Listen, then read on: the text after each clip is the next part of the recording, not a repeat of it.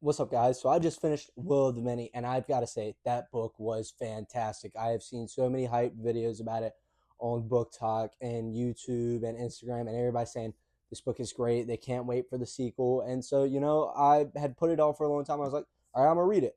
And so I read it, and I must say, I flew through this. And I wouldn't say flew through it because 8 days isn't that long flying through a book, but it's about 700 pages and it's a pretty tall book.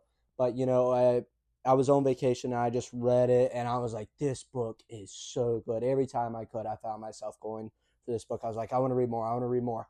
And it was just all the way down. It starts with the characters. Fizz Telemus, or his other name, Diago, that's not really that big of a spoiler, was a great POV character to follow throughout the whole book.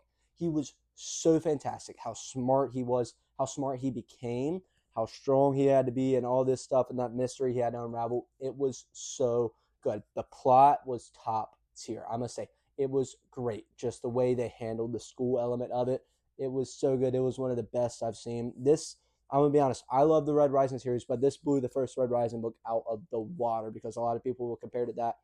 This was way better. This was actually just that amazing. The plot was that good, and the characters were just so good, and the dynamics, and it does get a little heartbreaking at the end too. It's not that heartbreaking, but at the end you're like, man, that's pretty sad. The only con I would say is some of the people's names. I'm not gonna lie, some of the names are kind of trash, and me and my friend have talked about this. Some of the names are just not great, but that just does not subtract from how good this book was. This is right now sitting at my top five, my fifth book of the year, not fifth book of the year, but fifth favorite book of the year. And I don't know if it's going to move spots. And this book was just that good. I'll see y'all in the next review.